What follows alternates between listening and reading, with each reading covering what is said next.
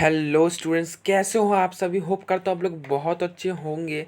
और जो आज की वीडियो है उस वीडियो में हम जल्दी से डिस्कस कर लेते हैं चैप्टर नंबर 14 डेप्रिसिएशन को। बहुत ही इजी और सिंपल चैप्टर है। आपको बस नोट डाउन करना है जो मैं एक्सप्लेन करने की कोशिश कर रहा हूँ। एंड वीडियो क्विट तो करना मत, क्योंकि आपको उससे समझ में नहीं आएगा। तो चलो स्टार्ट करते हैं। सबसे पहले डेप्रिसिएशन की क्या मीनिंग होती है। यहाँ पे आपको एक लाइन पढ़नी है जो कि ये लिखी हुई है कि fall in the value of tangible assets. Fall का मतलब होता है गिरावट आना, यानी कि अगर टेंजिबल एसेट्स की वैल्यू में गिरावट आती है तो उसे हम कहते हैं डेप्रिसिएशन। क्या? टेंजिबल एसेट्स की वैल्यू में गिरावट आना डेप्रिसिएशन कहलाएगा। जी हाँ, अगर टेंजिबल एसेट्स की वैल्यू में कोई कमी आ जाती है, गिरावट आ जाती है, तो उसे हम कहते हैं डेप्रिसिएशन। अब वो गिरावट आएगी कैसे? सपोज आप एक फ़ोन यूज़ कर रहे हो 2020 में। आज आज ही आपने एक फ़ोन लिया। मान लो आज आपने एक फ़ोन लिया 2020 में। अब हुआ क्या कि 2025 आ गया, 5 साल बीत गए, आप उसको यूज़ करते जा रहे हो, कंटिन्यूसली यूज़ करते जा रहे हो। अब 2025 आ गया, 5 साल बीत गए उस फ़ोन के। तो मैं आपसे क्वेश्चन पूछता हूँ कि जो 5 साल में आपने उस फ़ोन को यूज़ किया, तो उसकी वैल्यू में गिरावट आएगा कि नहीं आएगा 5 साल में? जाहिर सी बात है, आपने उस फ़ोन को 5 साल यूज़ किया है तो उसकी वैल्यू में गिरावट तो आएगा ही, उसकी वैल्यू में कमी तो होगी ही। और क्या पता आगे 2-3 साल और यूज़ कर लें तो फ़ोन ख़राब हो जाए हमारा। तो वहाँ पर वो फ़ोन ख़राब क्यों होगा? क्योंकि उसकी वैल्यू में गिरावट आई है, कमी आई है। तो कहने का मतलब यही है कि अगर टेंजिबल एसेट्स की वैल्यू में कोई गिरावट आती है तो उसे हम कहते हैं डेप्रिसिएशन। अब टेंजिबल एसेट तो आपको पता होना चाहिए। टेंजिबल एसेट का मतलब होता है कि ऐसा एसेट्स जिसको हम देख सकते हैं एंड उसको हम टच कर सकते हैं, तो उसे हम कहते हैं टेंजिबल एसेट्स। जिस एसेट्स को आप देख सकते हो एंड उसको टच कर सकते हो, वो टेंजिबल एसेट्स बेसिकली होता है। और अगर टेंजिबल एसेट्स की वैल्यू में कोई गिरावट आ जाती है तो उसे क्या कहते हैं? डेप्रिसिएशन। जी हाँ। अब क्या होता है कि डेप्रिसिएशन के कुछ रीज़न होते हैं। डेप्रिसिएशन के कुछ रीज़न होते हैं कि डेप्रिसिएशन बेसिकली एसेट्स में होता क्यों है, क्यों होता है डेप्रिसिएशन। तो सबसे पहला रीज़न देखो कि यूज़ ऑफ एसेट्स। जब आप किसी भी एसेट्स को कंटिन्यूसली लगातार यूज़ करते जा रहे हो तो उसकी वैल्यू में गिरावट आ जाएगा कभी ना कभी। जैसे फ़ोन की बात लो, आप फ़ोन को 5 साल से यूज़ कर रहे थे लगातार, तो जब उस एसेट्स को आप लगातार यूज़ करते जा रहे हो तो उसकी वैल्यू में कहीं ना कहीं गिरावट ज़रूर आएगी। तो कहने का मतलब ये है कि आप जब किसी भी एसेट को कंटिन्यूसली यूज़ कर रहे हो तो उसकी वैल्यू में गिरावट ज़रूर आएगी, डेप्रिशिएट होगी वो। ये पहला कारण है। दूसरा कारण है एफ्लक्स ऑफ टाइम। एफ्लक्स का मतलब होता है बीतना, यानी कि समय का बीतना। अब टाइम के बीतने के साथ भी एसेट्स में डेप्रिसिएशन होता है, डेप्रिसिएट होती है कोई भी एसेट समय के बीतने के साथ। सपोज एक एग्जांपल देता हूँ आपको। आज 2020 का ये साल चल रहा है और 2020 में ही आपने एक लैपटॉप खरीदा। अब क्या किया आपने उसे, कि आपने उसे एक अलमारी में रख दिया और उसे आपने 5 साल तक रख दिया बिना यूज़ किए। क्या? बिना यूज़ किए आपने उसे 5 साल तक एक अलमारी में रखा और 5 साल बाद फिर आपने उस लैपटॉप को खोला, निकाला और यूज़ किया। तो यहाँ पे क्या हुआ? तभी उस टाइम पर भी उस लैपटॉप की वैल्यू में गिरावट आई होगी। तो फ्लक्स ऑफ टाइम यानी कि समय के बीतने के साथ भी क्या होता है, जो भी एसेट्स होती है उसकी वैल्यू में गिरावट जरूर आती है। और एक और चीज़, अगर एसेट्स का एक्सीडेंट हो जाए, ये तो मोटिव कहने का है, दिल पे मत लेना, कि अगर एसेट्स का कोई एक्सीडेंट हो जाए तो तभी भी एसेट्स की वैल्यू में गिरावट आती है। ठीक है। अब दो टर्म है। पहला टर्म है डेप्रिसिएशन, दूसरा टर्म है अमोर्टाइजेशन। दोनों वर्ड को आपको समझना जरूरी है। डेप्रिसिएशन का मतलब होता है कि अभी मैंने बताया कि अगर टेंजिबल एसेट्स की वैल्यू में कोई गिरावट आती है तो उसे हम कहते हैं डेप्रिसिएशन। बट अमोर्टाइजेशन का मतलब होता है कि अगर कोई इनटेंजिबल एसेट्स की वैल्यू में गिरावट आती है, कोई इनटेंजिबल एसेट्स की वैल्यू में गिरावट आएगी तो उसे हम कहते हैं अमोर्टाइजेशन। अब यहाँ पर इनटेंजिबल एसेट्स क्या होता है वो भी आपको पता होना चाहिए। ऐसा एसेट जिसको ना तो हम देख सकते हैं एंड ना ही उसको हम टच कर सकते हैं, तो उसे हम कहते हैं इंटेंजिबल एसेट्स। अगर इंटेंजिबल एसेट्स की वैल्यू में कोई गिरावट आती है तो उसे हम कहते हैं क्या, अमोर्टाइजेशन। ठीक है स्टूडेंट्स, और थोड़ी वीडियो में बैकग्राउंड की साउंड आ रही होगी, उसके लिए मुझे माफ़ कर देना। ठीक है, तो अमोर्टाइजेशन का भी होप करता आपको मतलब समझ में आ गया हो। और जैसे मान लो इंटेंजिबल एसेट है ना, इसकी कुछ एग्जांपल बता रहा हूँ आपको। जैसे इंटेंजिबल एसेट ऐसा एसेट जिसको ना तुम देख सकते हैं और ना ही टच कर सकते हैं, उसे कहते हैं इंटेंजिबल एसेट। जैसे सॉफ्टवेयर हो गया आपके, पेटेंट हो गया आपके, और सॉफ्टवेयर हो गया, पेटेंट हो गया, कॉपीराइट हो गया आपका, ये सब एक इंटेंजिबल एसेट्स है। और अगर इनकी वैल्यू में कोई गिरावट आती है तो उसे हम कहते हैं अमोर्टाइजेशन। ठीक है, और एक और वर्ड होता है डिप्लेशन। क्या होता है, डिप्लेशन। डिप्लेशन का मतलब होता है कि कोई नेचुरल रिसोर्सेज होती है, कोई एक नेचुरल रिसोर्सेज होती है, अगर उसकी वैल्यू में कोई गिरावट आती है तो उसे हम कहते हैं डिप्लेशन। ठीक है, अब चलो, अब हमारा जो अगला टॉपिक है वो है फैक्टर्स ऑफ प्रोवाइडिंग डेप्रिसिएशंस। यानी कि डेप्रिसिएशन को प्रोवाइड करने के क्या क्या फैक्टर होते हैं वो डिस्कस करते हैं। डेप्रिसिएशन कैलकुलेट या प्रोवाइड करने के क्या क्या फैक्टर होते हैं। सबसे पहला है कॉस्ट ऑफ द एसेट्स। क्या है, कॉस्ट ऑफ द एसेट्स। यानी कि डेप्रिसिएशन को कैलकुलेट करने के लिए आपको सबसे पहले क्या कॉस्ट होती है एसेट्स की वो तो आपको मालूम होना चाहिए। क्या कॉस्ट होती है एसेट्स की वो तो आपको मालूम होना ही चाहिए। अब एसेट्स की कॉस्ट को कैसे कैलकुलेट किया जाता है वो देखो। कॉस्ट निकालने के लिए हम क्या करते हैं कि पहले हम जो परचेज प्राइस गिवन होगा आपका, क्या होगा, परचेज प्राइस गिवन होगा। सपोज आप गए एक मशीनरी को खरीदने आपकी दुकान में, और आपने दुकानदार से पूछा कि भाई ये मशीनरी कितने रुपए की है। उसने कह दिया आपको कि 10 लाख रुपए की मशीनरी है। तो 10 लाख रुपए जो होगा, जितने में आप उसको खरीद रहे हो, वो उसका परचेज प्राइस होगा। तो एक मशीनरी खरीदा आपने, वो 10 लाख रुपए की थी, तो 10 लाख उसका परचेज प्राइस हो गया। और उसमें आप कुछ चीज़ें ऐड कर दोगे। क्या ऐड करना है आपको, कुछ एक्सपेंसेस होंगे, जैसे फ्रेट हो गया, कार्टेज हो गया, अदर एक्सपेंसेस होंगे। जैसे सपोज आपने जब 10 लाख रुपए की मशीनरी खरीदी तो छोटी सी डब्बी थोड़ी ना वो कि आप हाथ में उठाया घर लेके चले गए, ऐसा नहीं है। आपको करना पड़ता है कि जो बिजनेस के तक पहुंचाने के लिए, यानी कि जो दुकानदार, जिस दुकानदार से, जिस शॉप से आपने मशीनरी को परचेज किया है, वहाँ से आपको अपनी कंपनी तक उस मशीनरी को पहुंचाने में ट्रांसपोर्टेशन की भी तो कॉस्ट लगेगी ना, क्योंकि हाथ में लगे आप थोड़ा ना चले जाओगे उस मशीनरी को अपने कंपनी तक। आपको क्या करना पड़ेगा, उसे लोड करा के ट्रांसपोर्टेशन की कॉस्ट लगा के अपनी कंपनी तक पहुंचानी पड़ेगी। तो उसकी जो कॉस्ट आएगी उसमें आप ऐड कर दोगे, परचेज प्राइस में आप ऐड कर दोगे इनको।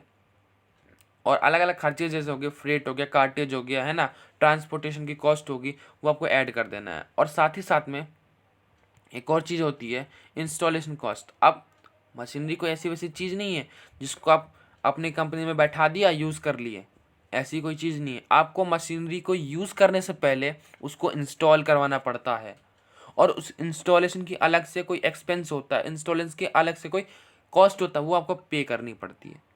क्या मैंने बोला कि आपको मशीनरी को यूज़ करने से पहले उस मशीनरी को इंस्टॉल करवाना पड़ता है, और उस मशीनरी को इंस्टॉल करवाने के लिए आपको कुछ कॉस्ट देना पड़ता है, कुछ एक्सपेंसेस करने पड़ते हैं, जिसे कहते हैं इंस्टॉलेशन कॉस्ट। मशीनरी को जब इंस्टॉल करवाते हो तो उसकी जो कॉस्ट लगती है उसे हम कहते हैं इंस्टॉलेशन कॉस्ट। तो वो भी आप ऐड कर दोगे। तो जब आप परचेज प्राइस में ऐड कर दोगे फ्रेट एंड अदर कॉस्ट, यानी कि ट्रांसपोर्टेशन की कॉस्ट, कुछ अलग अलग कॉस्ट आप ऐड कर दोगे, प्लस इंस्टॉलेशन कॉस्ट भी अगर उसमें आप ऐड कर देते हो तो वो आ जाएगा कॉस्ट। कॉस्ट निकल जाएगी किसी भी एसेट की, किसी भी एसेट्स की क्या निकल जाएगी, वो कॉस्ट निकल जाएगी। अब होता क्या है, कॉस्ट निकाल लिया अपने एसेट्स का, उसके बाद एक चीज़ होती है जो कि है स्क्रैप वैल्यू। स्क्रैप वैल्यू का सीधा मतलब को मैं समझाऊं तो मान लो आपने एक मशीनरी खरीदा 10 लाख रुपए में। क्या खरीदा आपने, एक मशीनरी परचेज किया 10 लाख रुपए में, और 2025 तक आते आते आते आते वो हो गया आपका, मतलब कि डिब्बी हो गई वो बिल्कुल। अब आप उसको यूज़ नहीं कर सकते, वो बिल्कुल कबाड़ा हो गया। अब उसको आप कबाड़ी वाले को बेचने का निर्णय लेते हो। क्या 2020 में आपने एक मशीनरी खरीदी थी 10 लाख रुपए की, और 2025 में आपने एक डिसीज़न लिया कि अब इसको हम कबाड़ी वाले को बेच देंगे, क्योंकि ये क्या हो गया, बिल्कुल ये अब डब्बा हो गया, ये काम नहीं कर रहा अच्छे से। तो इसको आपने निर्णय लिया, डिसीजन लिया कि आप इसको कबाड़ी वालों को बेच दोगे। सपोज आपने तय किया कि आप 50,000 रुपये में कबाड़ी वाले को बेच दोगे, इतने रुपए में, 50,000 रुपये में। तो जब आप 50,000 रुपये में कबाड़ी वाले को बेच देते हो गुड्स उस मशीनरी को, तो ये 50,000 रुपये कहलाएगा स्क्रैप वैल्यू।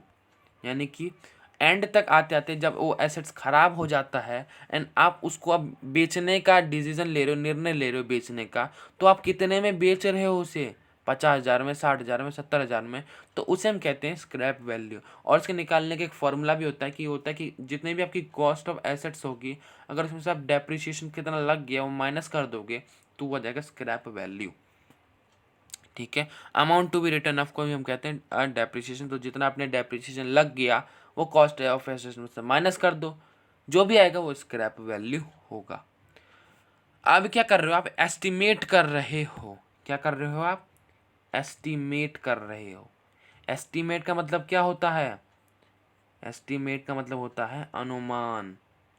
आप सोच रहे हो, अनुमान लगा रहे हो कि economic life of the assets, उस एसेट्स की कितनी लाइफ है, ये आप अनुमान लगा रहे हो। जैसे आपने एक लैपटॉप खरीदा, अभी 2020 में एक लैपटॉप खरीदा आपने, तो आप अब यहीं से अनुमान लगा रहे हो, एस्टिमेट कर रहे हो, अनुमान लगा रहे हो कि ये जो मैंने लैपटॉप अभी खरीदा है वो 6 साल बाद, 7 साल बाद ख़राब हो जाएगी। वो वहीं पे वो लैपटॉप ख़राब हो जाएगा, वही लैपटॉप वो मर जाएगा, ये समझ लो, ख़राब हो जाएगा। तो आप क्या कर रहे हो, एस्टिमेट कर रहे हो कि उस एसेट्स की इकोनॉमिक लाइफ कितनी है, उस एसेट्स की इकोनॉमिक लाइफ कितनी है, वो आप एस्टिमेट का अनुमान लगा रहे हो कि ये 6 साल टिकेगी, 7 साल टिकेगी। तो यही है estimated economic life of the asset. यानी कि अभी आप सोच रहे हो कि वो आगे चलता कब तक वो टिकेगी, कब तक उसकी लाइफ होगी। ठीक है, ये थे हमारे कुछ फैक्टर डेप्रिसिएशन को प्रोवाइड करने के, जो कि हमने अभी डिस्कस कर लिया है। अब क्या है हमारा जो अगला टॉपिक है वो है मेथड ऑफ प्रोवाइडिंग डेप्रिसिएशन। यानी कि जो डेप्रिसिएशन को प्रोवाइड करने के क्या क्या मेथड होते हैं वो देख लेते हैं हम। क्या डेप्रिसिएशन को प्रोवाइड, कैसे कैसे आप डेप्रिसिएशन को प्रोवाइड कर रहे हो, उसके क्या मेथड है वो देखो। तो डेप्रिसिएशन प्रोवाइड करने के 2 मेथड होते हैं। पहला तो यह है कि जब आपको प्रोविज़न फॉर डेप्रिसिएशन अकाउंट को मेंटेन नहीं करना होता है, और दूसरा ये है कि जब आप प्रोविज़न फॉर डेप्रिसिएशन अकाउंट को मेंटेन करते हो। यहाँ पर आपको पहले ये समझो आप, जो ये बहुत इंपॉर्टेंट है, प्रोविज़न फॉर डेप्रिसिएशन, ये समझना है आपको क्या होता है प्रोविज़न फॉर डेप्रिसिएशन। तो इसको समझाने के लिए मैं आपको एक एग्जांपल देता हूँ। मान लो प्रोविज़न फॉर डेप्रिसिएशन का सिंपल से मतलब होता है कि आपने एक मशीनरी खरीदी, इसी साल 2020 में आपने एक मशीनरी को परचेज़ किया। तो जब 2020 में आप एक मशीनरी को परचेज़ कर रहे हो तो हर साल उसकी वैल्यू में गिरावट आती है। मान लो हर साल उसकी वैल्यू में 10,000 रुपये की गिरावट आती है, और वो ख़रीदी आपने 1,00,000 रुपये की, 1,00,000 रुपये की अपनी मशीनरी को ख़रीदी, और हर साल उसमें 10,000 रुपये का गिरावट आता है, 10,000 रुपये की वो डेप्रिसिएशन आती है उसमें। तो आप क्या करते हो, आप एक गुल्लक बनाते हो, एक बैंक अकाउंट बना लेते हो आप। उस गुल्लक के उस बैंक अकाउंट में क्या करते हो आप हर साल 10,000 रुपये डालते रहते हो। क्यों डाल रहे हो आप यहाँ पे, कि जो भी आपकी एसेट्स में डेप्रिसिएशन लग रहा है उसके लिए क्या कर रहे हो आप, 10,000 रुपये डालते जा रहे हो हर साल। जितना 10,000 रुपये इस साल मान लो डेप्रिसिएशन लग गया, तो वो 10,000 रुपये आप बैंक अकाउंट में डाल दोगे। तो यहाँ पे आप क्या कर रहे हो, आप डेप्रिसिएशन का एक प्रोविज़न बना रहे हो, एक गुल्लक बना रहे हो डेप्रिसिएशन का। इससे क्या होगा कि मान लो जितना डेप्रिसिएशन आपका लग गया, एसेट्स ख़राब हो गई, तो जो आपने डेप्रिसिएशन वाला अमाउंट आपने बैंक में डाल रखा था, अपने गुल्लक में डाल रखा था, उससे आप एक नई मशीनरी को परचेज़ कर सकते हो।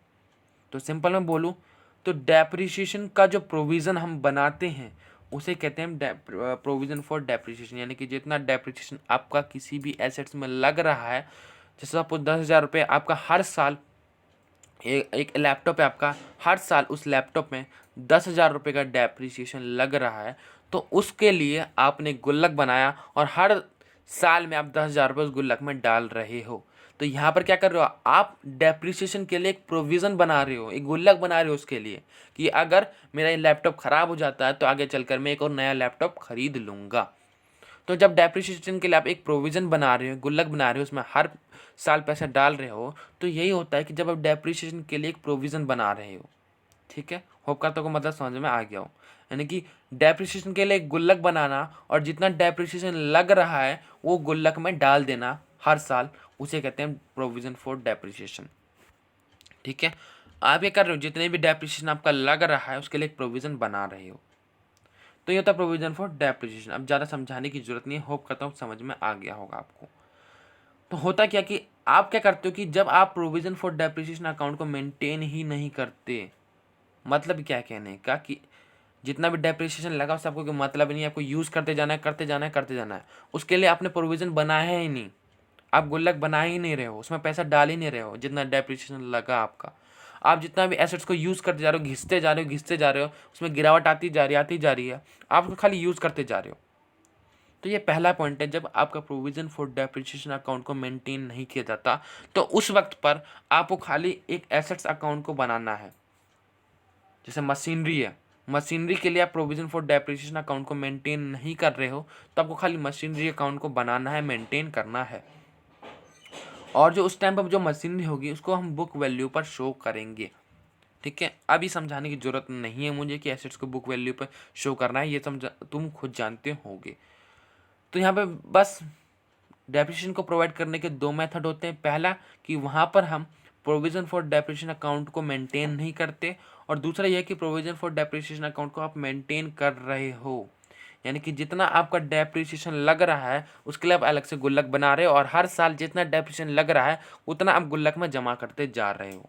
तो आप क्या कर रहे हो कि डेप्रिसिएशन को मेंटेन कर रहे हो, प्रोविज़न फॉर डेप्रिसिएशन अकाउंट को मेंटेन कर रहे हो। तो उस टाइम पर जब आप गुल्लक बना के प्रोविज़न फॉर डेप्रिसिएशन अकाउंट को मेंटेन कर रहे हो तो वहाँ पर आपको दो अकाउंट बनाने पड़ते हैं। पहला एक एसेट्स अकाउंट बनाओगे आप, और दूसरा प्रोविज़न फॉर डेप्रिसिएशन अकाउंट बनाओगे आप। क्या? पहला एसेट्स अकाउंट बनाओगे और दूसरा प्रोविज़न फॉर डेप्रिसिएशन अकाउंट बनाओगे। सपोज मशीनरी है, तो आप जब प्रोविज़न फॉर डेप्रिसिएशन अकाउंट को मेंटेन कर रहे हो तो एक बनाओगे आप मशीनरी अकाउंट, दूसरा बनाओगे आप प्रोविज़न फॉर डेप्रिसिएशन अकाउंट। जितना मशीन पर डेप्रिसिएशन लग रहा है उसके लिए आप एक प्रोविज़न बनाओगे जिसे कहते हैं प्रोविज़न फॉर डेप्रिसिएशन अकाउंट, और वहाँ पर हम जो भी आपकी मशीनरी होगी उसको हम कॉस्ट पर शो करेंगे, ठीक है। तो यही थी जो हमने टॉपिक डिस्कस किया है आज, वो हम डिस्कस किए हैं आज, उसको आपको अच्छे से रिवाइज करना है, और अगली वीडियो में हम इसके कुछ कुछ प्रैक्टिकल प्रॉब्लम को सॉल्व करने की कोशिश करेंगे। इस वीडियो में खाली थ्योरी थी जो कि मैंने समझाई मैंने आपको, ठीक है। तो मिलते हैं अपने अगले वीडियो में, तब तक के लिए थैंक यू स्टूडेंट्स। और उससे पहले लाइक कमेंट और शेयर भी कर देना अपने दोस्तों के साथ, ताकि आपके दोस्त को भी बेनिफिट मिल सके इन सब वीडियोस का, लेक्चरों का, ठीक है। तो होप करता हूँ आपका वीडियो अच्छे से समझ में आ गया हो। तब तक के लिए थैंक यू स्टूडेंट्स, सावधान रहो, सतर्क रहो।